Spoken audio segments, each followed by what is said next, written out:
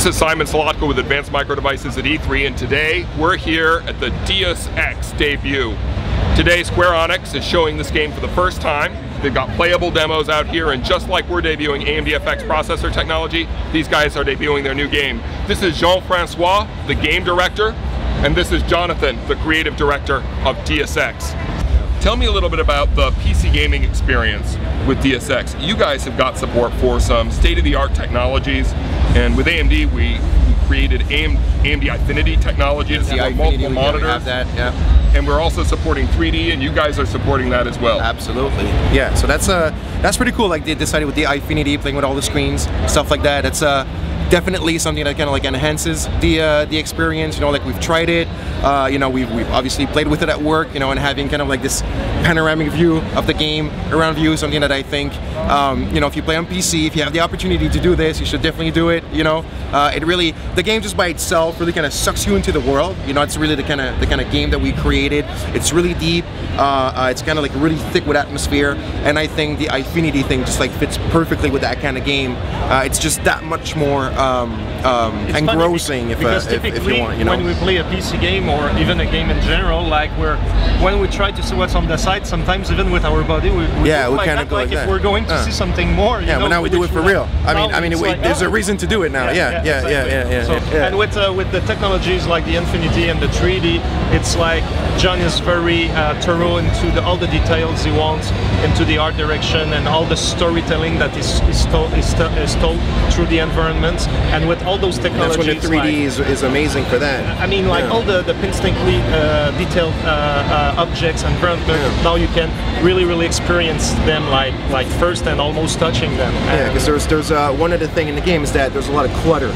Like all the places you explore, the rooms you get into, like most of them basically kind of like tell you a story. You know, you can actually kind of have an idea of who lives there, what's happened there, and there's like tons of like props just kind of like piled on top of one another to get a bit of that cyberpunk feeling. And with the 3D and obviously the Eyefinity, but with the 3D, like all these things really kind of jump into your face. It's definitely not an empty game visually. It's not an empty world. You know, it's a very kind of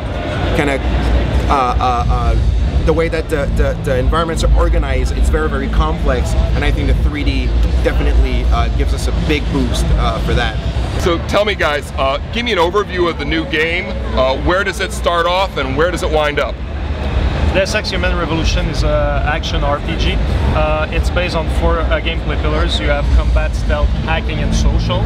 And it's a cyberpunk game that is set in 2027. It's a time where we're exploring all the transhumanist technologies. There's a lot of friction, like politically, socially, you know, or ethically, and even like what happens psychologically, philosophically, all these things. Yeah, it gets bigger and bigger. You know, it's like at first it's just about who attacked us.